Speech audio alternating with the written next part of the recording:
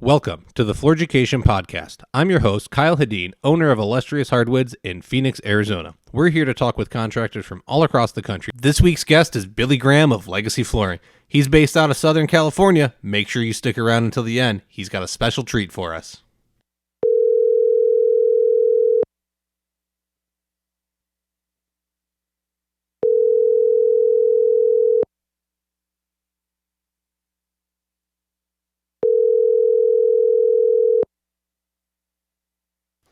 Billy Graham, you on the line?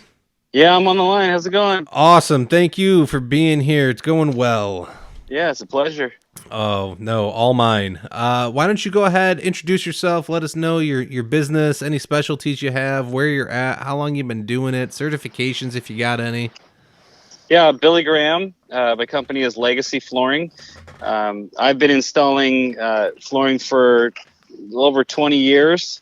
Grew up with it, second generation installer, like a lot of guys I see out there. I specialize in hardwood flooring, luxury vinyl plank, laminate flooring, and carpeting. My company does take on hardwood flooring refinish projects, concrete resurfacing, grinding, polishing and staining type work. But as far as myself, yeah, the hardwood, the luxury vinyl plank laminate is my main gig.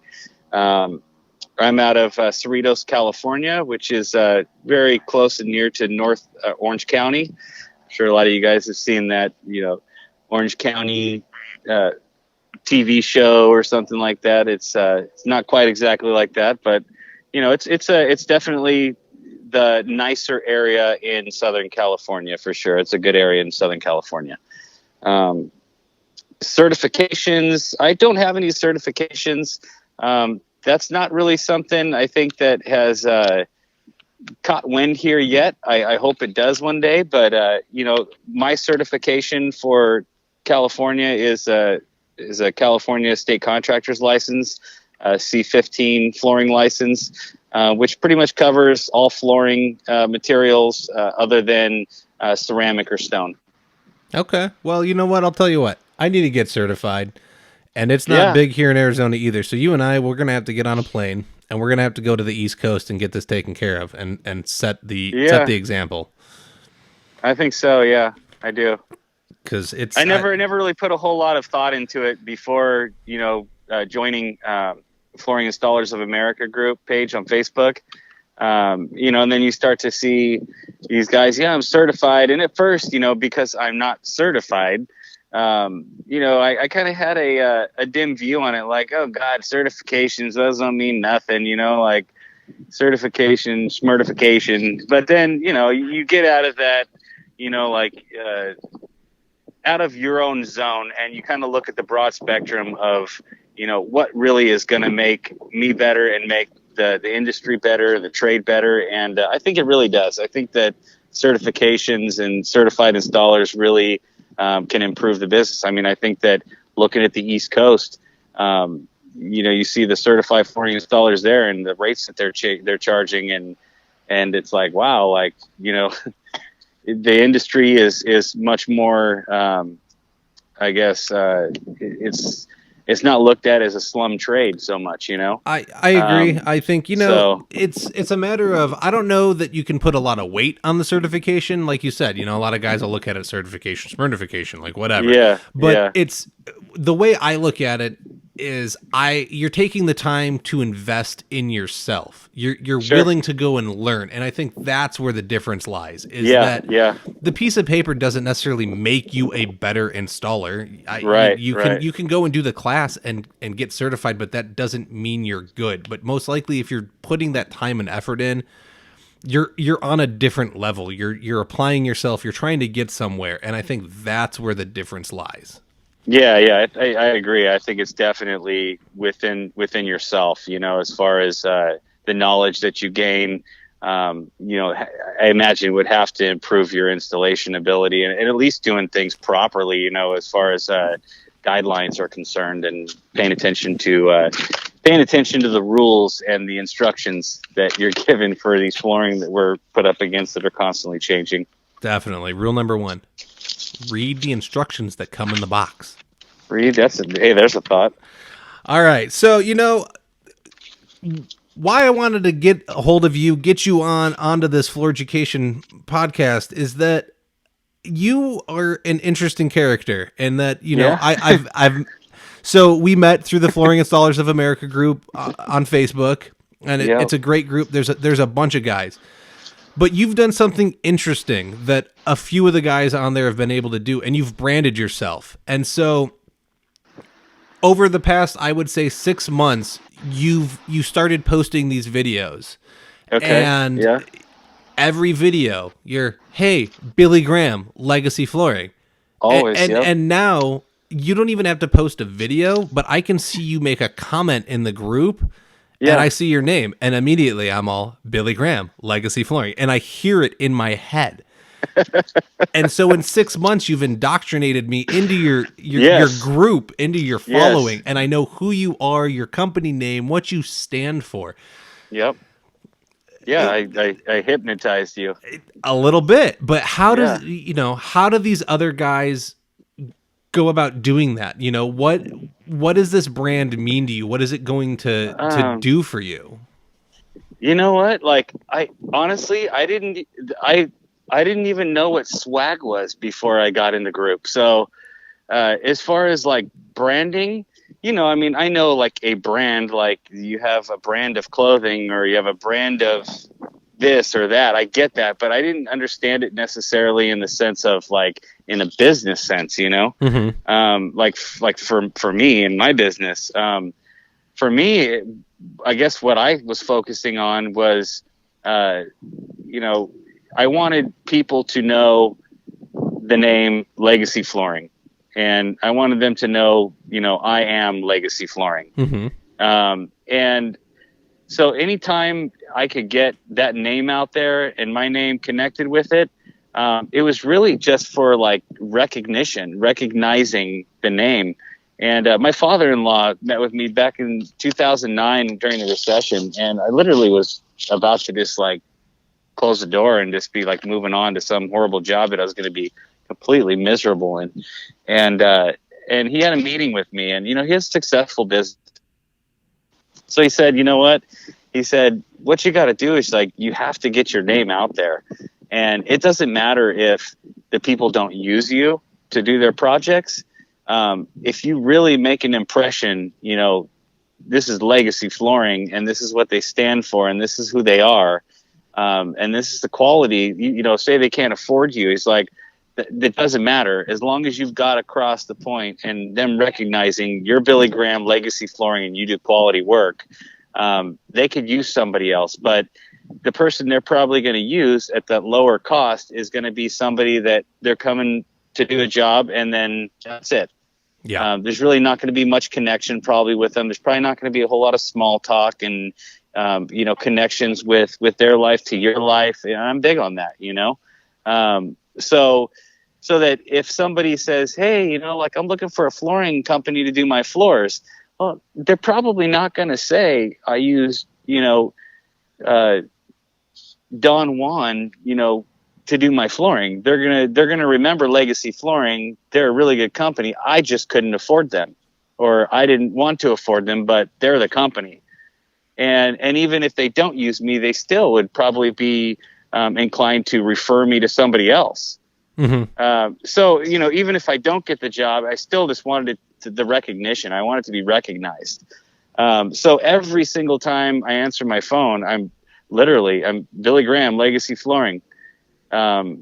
When I do a post on the flooring group page, Flooring Installers of America, you know, the first thing I start off with, hey there, Billy Graham, Legacy Flooring. And you know how many times I've been, you know, joked with about it, and you know, people doing their own videos, and you know, Billy Graham, Legacy Flooring. It's like, yeah, but you're saying my name right now. Correct. You're not saying your name right now. You know? Yes, they're razzing you, but they're still giving you the credit. Your brand is getting recognition. Exactly every single time. So, you know, good PR, bad PR. I mean, as far as I'm concerned, they're going out there and they're spitting out my name, and they're spitting out my company name and bringing more recognition to my name.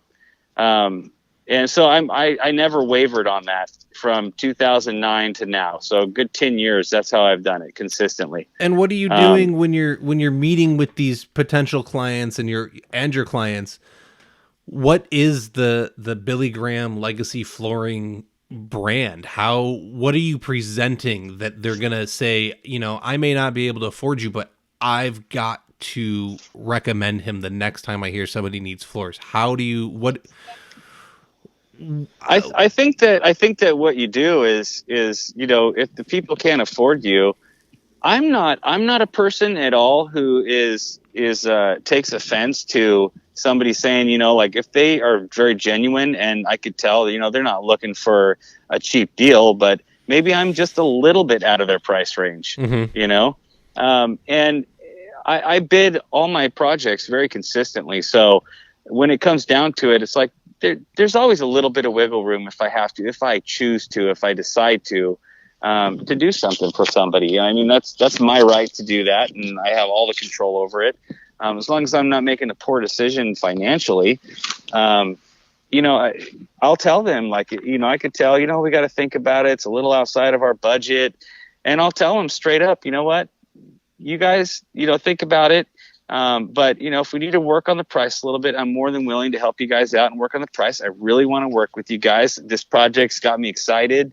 I let them know like I'm the kind of person who's excited to do the job I do, and I take passion in the job I do, and I'm very detailed and like OCD in a good way, to where I want the whole experience to be good for them. And even if I don't get the job, they know everything that I stand for. I mean, I spill the beans. I don't hold anything back. There's a fine line between confidence and cockiness, and I think it just takes like really just gauging the client that you're meeting with, being good with reading people, and I think that comes with just repetitiveness, like, and getting to know people, and not going to the people's house trying to look at them as like another number, but to look at them as like a family, and their house is not a house, it's a home. And like, they have kids, I have kids too. You have a dog? I love dogs, I love cats. My wife worked with animals for her whole life. Like, you have to connect with the people, and even if you don't get the job in the end, they liked you, and they'd be more than happy to recommend you to somebody that they know can afford you. You're speaking my language. I love going out. So I've only been doing this 5 years. I've been on my own 2 years. And at first it was, I'm going to go out, I'm going to get this job, I'm going to make some money, I'm going to move on to the next one. And even though I liked installing flooring, it was, I need to make money. I got to support my family. Yeah. Over the past, that's real. That's real. It is, and I think a lot of us start there, but you can get away from it. Over the past 2 years, honestly, I still enjoy installing flooring. I like going to work and doing it, but my now favorite part is going to my estimates and meeting people and building relationships. Yeah, it's definitely completely changed, and so now that I want to build relationships and become a trusted advisor, it's changed the aspect of my business. I can still be a great flooring company. Yep. But I can be someone that they know, like, and trust, and they can come to me and say, "Hey, do you have a good plumber? Hey, do you know somebody over here?" And I can recommend them and know that those people will go out and do a good job, and I can keep them protected, and those people will protect them. And you're building that relationship. If I develop a friendship or two out of going and installing a floor, I'm not going to be upset about that. But this way they know, like you said, they may not use you, but you've presented yourself as the knowledgeable professional. And so, they may not want to use your services. Somebody else that they know might be a perfect fit for you, and they're going to get you out there. Yep. So that branding thing it's not just online. It's not a logo. It's how you present your company 24 hours a day. Are you putting up silly memes on your business Facebook page? Is that really what you should be doing? Or is there should you be putting up a post on things to look for, when you're picking a floor? Is there a better way to present the information? There's so many things that can go into that brand that can affect how people view you publicly, that, running a business is a funny thing. Just because you can install the floor doesn't mean you can run a business. No, it's weird. I think that I honestly, it may have been with you. I mean, I just talked to a lot of people, so it's hard for me to remember exactly who I spoke to. Oh, it was I think Quentin Harrison, cool dude, on the group page of Flooring Installers of America. I think there were some questions, and I basically, it was a response, because there was a comment on my post, and it said, well, if you're not in like $150,000 to $200,000 a year clear, then you're not a true professional. And it's weird because I'm not at that level yet. I'm maybe fairly close to that level, but I'm not there yet on that. But I'm like, I still look at myself as a true professional, But then when I get over the pride and the ego of it all, like somebody telling you you're not this or you're not that, and you feel like you are, it's like, well, really take a step back and look at it. It's like being a flooring installer contractor is more than just putting in floors and doing good installations. What comes down to a true professional in this industry is, can you run your business? Is your service good? What are you doing for the business side of it? Not just with the installation side of it. So yeah, I mean, a true professional it really needs to have both ends of the spectrum, business and installation. So when I looked at that, I'm like, you know what, like that's a good. I kind of thought of that, and I'm like, that's really what to me distinguishes a true professional. Is that wants to run their own company. I'm not talking about just working for a flooring store as an employee or anything like that. It really requires you to be solid on both ends, and then everything in between, dealing with, working with customers, clients, connecting them, having the trust and responsibility. There's so many facets of what makes a true professional, either successful or not successful. So, I mean, there's areas that I've been doing this a long time, but, I would say that the business side of it has never been my like super strong side. The branding of it, I think, honestly, if that's what I've been doing this whole time with my videos, it was definitely not planned out that way. It was something that I just kind of just did because I think I started enjoying like the purpose of what the videos could do for some of the younger installers. Some of the guys with less experience than me. There's guys that in the group that I learned from, more less experience than me. So, for me, it's like whatever I could bring to the table, I'm going to bring to the table. And maybe, 4,000 of the guys in the group could say like, that's ridiculous. Like everybody should know that. But what if the other 1,000 don't? You know what I mean? Like I'm one of those guys. It's like, like you don't leave that one sheep hanging on the hill by itself. It's like no man left behind, like you carry them all. You don't just focus on the mass and leave behind the few,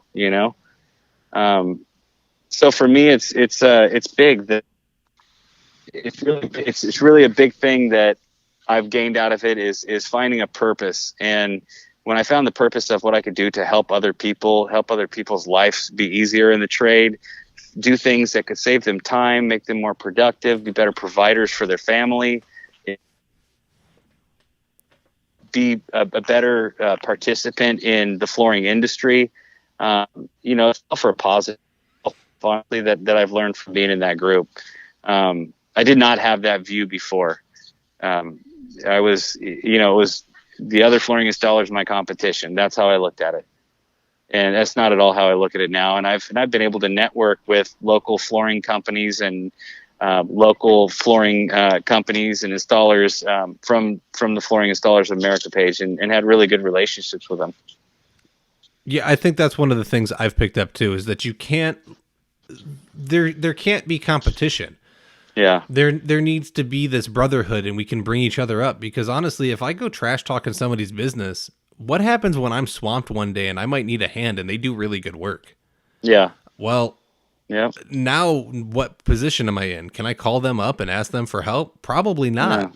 Yeah. And for the guys that are doing, what you would consider subpar work, let's go talk to them. Let's find them and say, hey, can I show you something? Can we, why are you doing it that way? Let's try and get them to change their ways and methods, because we all started somewhere. And I'll tell you what, when I started 5 years ago, my work wasn't pretty.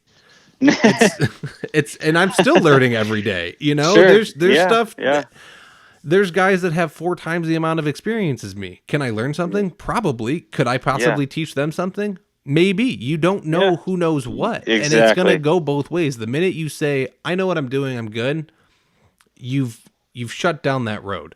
Yeah. And I mean, you're in a bad spot. You're right.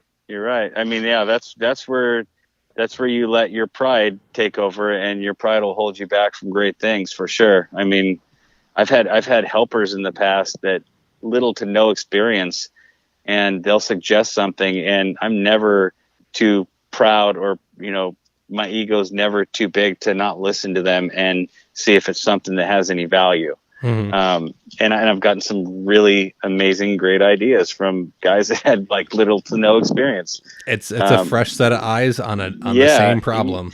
Yeah, I mean, it's like when you do like Easter egg hunting, as a kid, I was always the one looking like on top of the roof instead of like sitting on the ledge right in front of me at eye level. You know what I mean? So it's one of those, and I would always get beat by my sister, always. So so it's one of those things where it's like, sometimes we find ourselves overthinking things and overlooking things that are so simple, and it really kind of brings us back to what my dad said is like flooring and carpet. It's like 99% common sense. It's like there's so much common sense involved in doing flooring, and there are technical portions of it, obviously, but a lot of it is like will get you on the right pathway if you just follow common sense and then apply the technicalities to the common sense. So yeah, you definitely can learn a lot from guys that have little to no experience, as well as guys who have tons of experience. That's definitely a subject that I feel pretty strong about too, because a lot of guys are, and it's hard to talk to guys like out in the field. Like when I was doing those condos a while back, mm-hmm. There was the other installers doing the other 5 condos, and I just, I was kind, and I said, hey, you guys doing this? Yeah. And they were pretty cool, but, the guy like kind of like took a shot at me because how I chose to cut my flooring. Mm-hmm. And cause they're, and this is like a battle, I think, between installers, and some guys like to score and snap with their knife, and some guys like to use a shear cutter. Some guys like to use table saws and chop saws. It's like jigsaws, whatever, I mean, I think I even saw Ken Ballin using an angle grinder with the blade on it or something, cutting. So, I mean, it's just, there's really no wrong or right way, but it's difficult because, you want to get out there and you want to be friendly with these other installers or the other companies and share tips. But it's, there's just this like dark cloud of, there's a dark cloud of installers and people like that have the same attitude that I used to have, where it's like, oh, you're my competition, I'm not going to listen to you. Oh, you think you know more than me? And mm-hmm. You know what I mean? And it's like, I think once that gets let go of, it really allows you to be a better installer, and just overall, I think just a better person. You know what I mean? Because you're willing to listen to somebody and give them the respect of like hearing them out, and not just shutting them down. It's like, you lose out on meeting some really cool people. I've met some like amazingly cool people in the group. And if I had that same mentality, then I wouldn't have, you know? Mm-hmm. No. And I think, you know, you're saying that there's like a stigma, and I get it, you know, a lot of guys, you may not be able to change their mind, but it's kind of one of those things that it's a very simple lesson, and I wish I would have known it in high school. I would have done much better with the ladies. What are they going to do? Tell you no? Yeah, exactly. Big deal. You know, how many no's do I have to get trying to sell a floor? Or, you know, just, I'm going to get a bunch of no's. Someone's going to say yes. Yeah. So all I can do is go and talk to them. What's the big deal if they say no? Hey, how you guys doing? You know, what do you think about this installation method? What do you do here? How do you know, how are you doing it? What do you just start a conversation? Honestly, that's all we did is, you know, James Dowling started Flooring Installers of America. There's like 5,000 dudes in the group now. Everyone just posts stuff about flooring, and it starts a conversation. Get out there, start a conversation, get to know these guys locally, and you can have that same thing.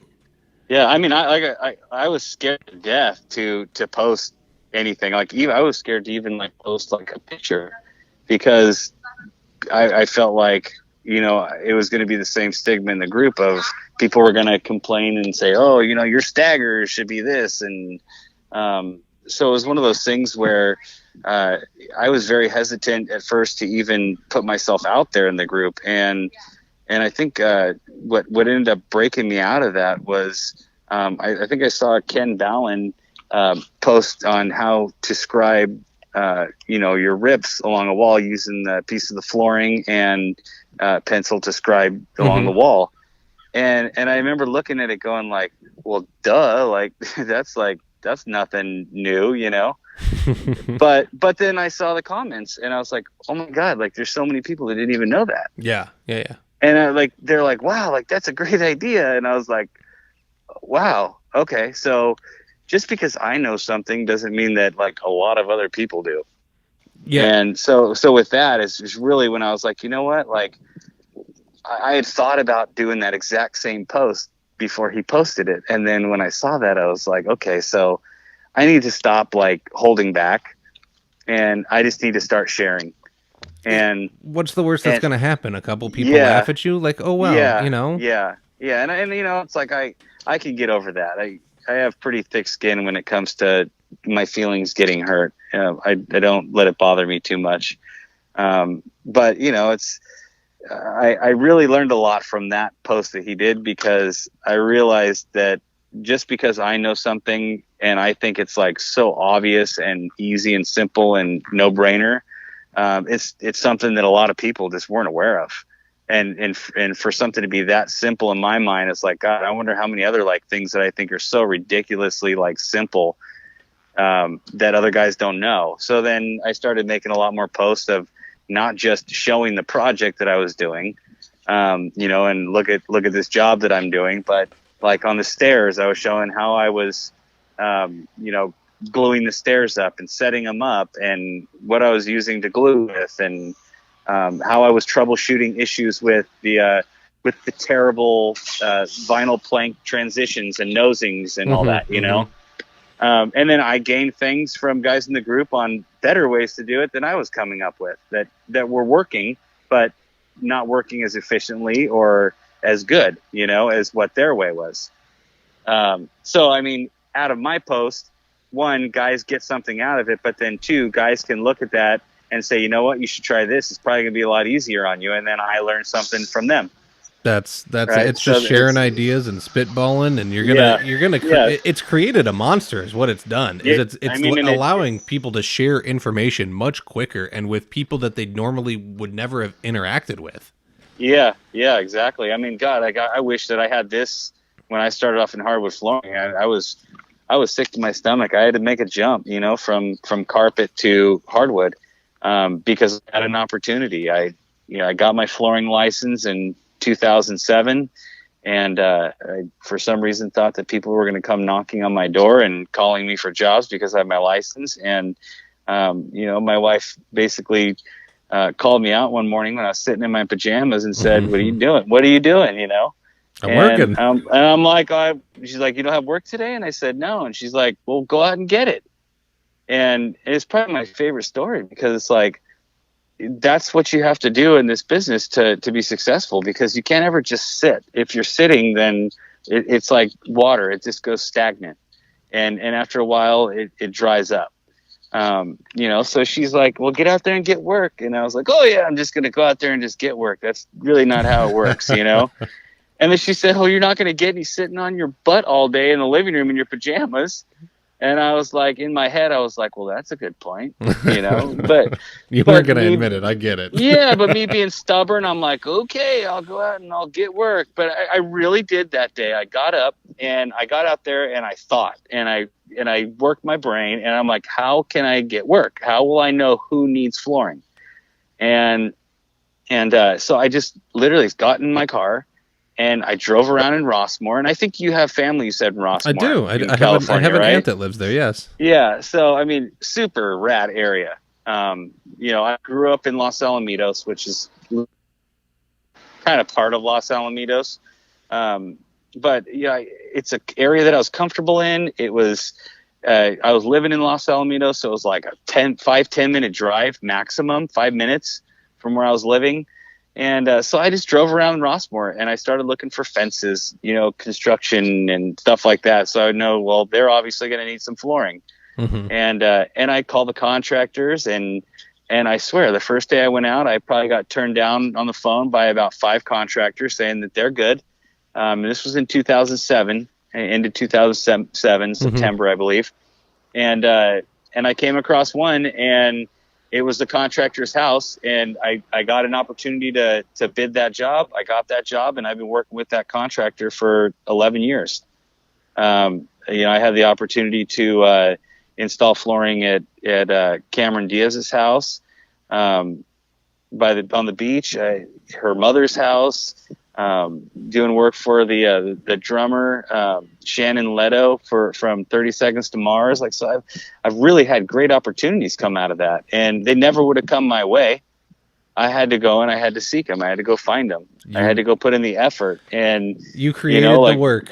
You have to. Yeah, you have to. I mean, nobody's the chances of somebody just coming to you, dropping an account like that I got with that company in your lap is probably 0%, unless you just have some family member that has it and you just walk in that way. Well, and I think this all goes back to where we started with the branding.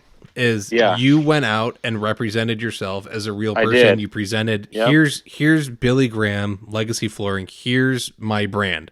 Hire me. Yep. I need work. You have work. Let's make this happen. And it's turned into something way bigger. Now you're Mr. Big Shot doing Cameron Diaz's carpeting. Well, I did her hardwood. Okay. Actually. Well, even better. There you go. Yeah. I mean, that was a very, very, very detailed, hardcore job, but it was great, and it's really, that's the job that straightened me up through the recession, that allowed me to stay in this trade. And it came from the company mm-hmm. that I seeked out and I went out and found that day. So forever, my wife will always get credit for kicking my butt off the couch that day, I think behind any man that is trying to run a business, there's definitely a woman pushing and cheering him in his corner and making definitely it happen. For me. Definitely for me. My business would not exist without my wife. She doesn't necessarily come out on the jobs and do anything flooring related, but the house stays maintained, the kids get raised, they get to where they need to be, and she allows me to be able to be out there running the business. And along the way, if I need help, you know what? I forgot. I miscounted baseboard corners on a job, and I was 40 minutes away. Guess who brought me that corner? Nice. So I totally understand. I think there's always going to be one pushing and cheering and making things happen. Yep. And I mean, just maybe a side note, other ways that I've, I guess, branded or put my name out there is I've done a ton of cold calls, like so many that it would just make you sick. I've been turned down by many, many, many companies. But I've gained super, super good companies that I do work for. Mm-hmm. And not only that, but I've called companies and And the person answering the phone, lady or whatever, one particular place, probably my best account that I have, you can't just give up if they tell you no. I mean, I was told no. We already have a flooring installer with my top contractor now that I have, and I was just like, you know what? Like, I'm not going to let an office secretary tell me that they don't need me. And so I just found their location and I just dropped in, went straight in their office, and the owner was there. And I presented myself and my company to the owner directly, and I got a job for him in 2010. And one thing about that is he was very loyal to his flooring installer that he already had, because he had him for 15 years. Yeah. And so it was a good 4 years before I contacted him again and had enough confidence to call him again for another job, because he did again after that. But I ended up calling him again in 2014 saying, hey, like, I'm still around. I know you got a guy. I respect that you're loyal to him. I like that. I appreciate that. But if you have more work than he can do, I'd be happy to help pick up the pieces. And it was beginning of 2015, not 3 months after I called him, he left me a voicemail saying he's looking for a new flooring installer. That's and that's like, this guy's like the king of Rossmore as far as like custom home builders. And, and had you not maintained the contact and put in the work, it never would have happened. And that's, it wouldn't have happened to get the first job, and it wouldn't have happened 4 years down the line. So follow up is always key. Yeah, always got to stay on top of it. And then the one thing that I always tell anybody that's looking to get accounts is, when you get an account, treat it like it's a brand new account always. Don't ever get so comfortable that you start slacking or thinking you can, like, oh, they're not going to bother with that. Or you got to treat them like their account that you are working to get every single day, every single year that you're working with that company. It has to be like, you somehow maintaining this fresh, relationship for years. And then really that's what separates you from all the other guys. If you can maintain like a fresh relationship and putting out the same effort that you put in when you were trying to get the job with that contractor or with that customer or whatever, it's really the repeat people, the designers, the realtors, or the construction companies. I think that's a huge thing too. I mean, I think that's great advice. I bust my butt every single day, every single year for the last 11 years for that first company, and for any company I have from that point on, to put out the same as I put out when I was really trying to, wound them or swoon them or whatever you call it. When I was trying to get them in my pocket, you know what I mean? Like, no, you can't ever become complacent, because then you're gonna mess it up. Yeah, so somebody else will come in. So, you were talking about doing the stairs earlier. And I know, and I think this is absolutely hilarious, that a guy that's been doing this as long as you didn't own a stair jig. And I don't know how you made your stairs look the way you did without a stair jig. You have you have so much patience. So you're right. Now that you have one, we usually do a little tips and tricks thing. But you gotta sell me on this stair jig, man, because I know it just rocked your world. Not hard. Yeah, not hard to do. I mean, to me, it's my process before was extremely accurate, but two times as much time to do, say, like a single step or a staircase without the jig. So definitely is where I benefited from was the time that I was spending on a staircase.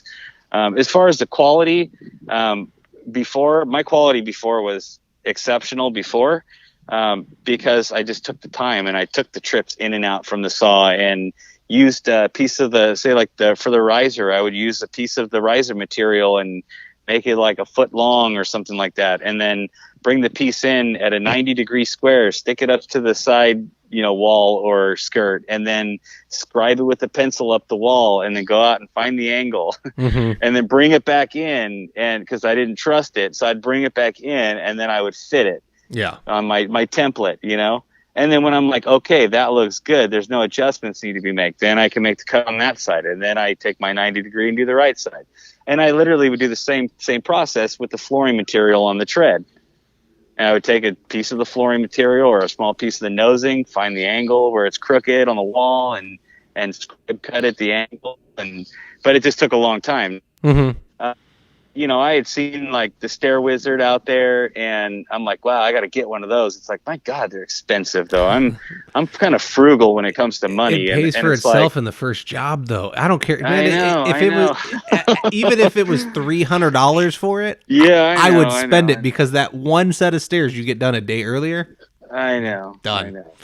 I know. I think that I was nervous to, I guess, the Stair Wizard looked very intricate and tricky to me to operate. And, I read some reviews, and that's kind of what installers and guys were saying.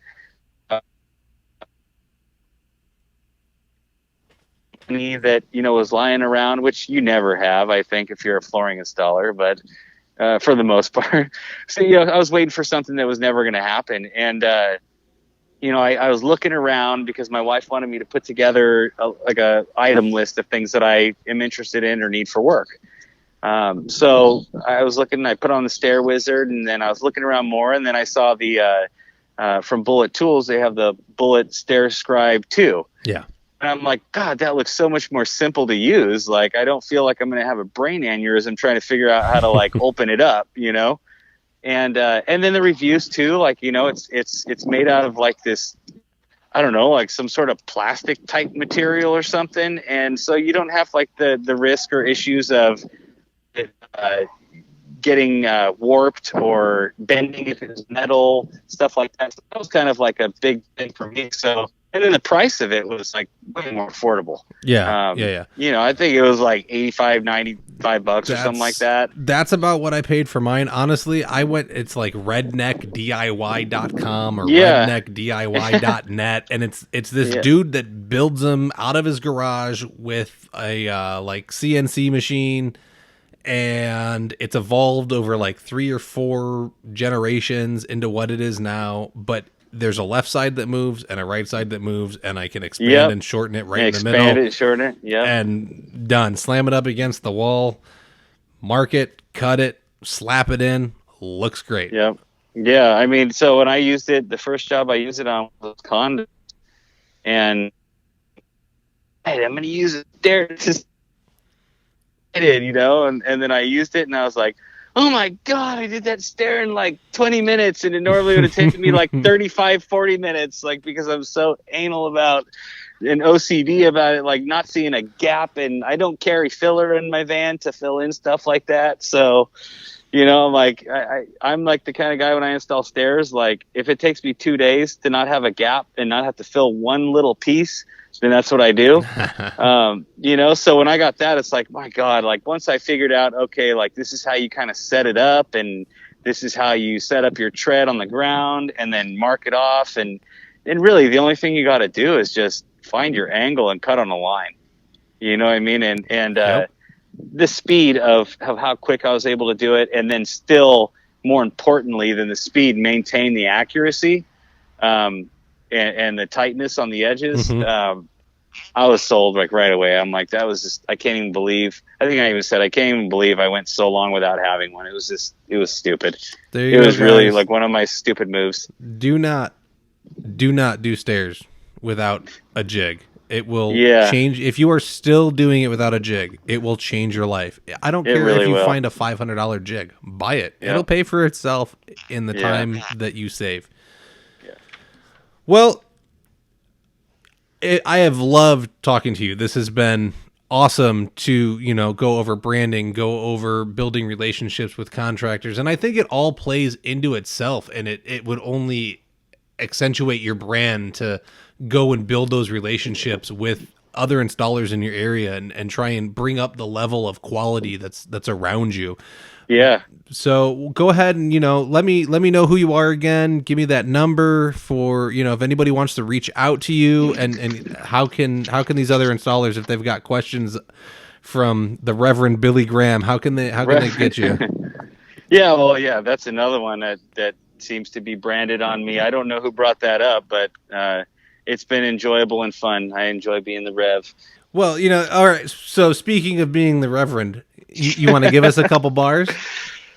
Yeah, a couple. Oh, you want to go there? You want to know what separates me from the rest? Yeah. Sitting in the morning sun, I'll be sitting when the evening comes. Yeah. There you go. That's good. My name's Billy Graham, Reverend. Legacy Flooring is my company. Number I can be reached at is area code 562-999-6192. Based out of the Southern California area, Cerritos, California. I can be found on Facebook at Legacy Flooring, Instagram, Legacy Flooring SoCal, it's a SoCal, and TikTok at Legacy Flooring 1999. So those are places I can be reached. Also, if you're my friend or if you're on Flooring Installers of America, Facebook, you can definitely private message me, and I do my best to help guys out, girls out in the trade, whoever it is, to be able to help them to, if they have questions or concerns or how do I do this, how do I do that. I'm not a genius at it, but I'm a work in progress, and I put in a lot of effort and find a lot of quality purpose in helping people out. So, yeah, I hope that whoever has questions, reach out to me. I try to make myself available as much as possible. Kyle, I appreciate you bringing me on the show. It's been a pleasure. No, all mine. That's all the time we have for this week. Be sure to subscribe so you can listen to each and every episode. We can be found on Apple Podcasts, Stitcher, and Spotify. Don't forget to leave a review and let us know what you think about the show. If you would like to be a guest or have questions, you can email us at flooreducation@gmail.com. Remember, your education never stops.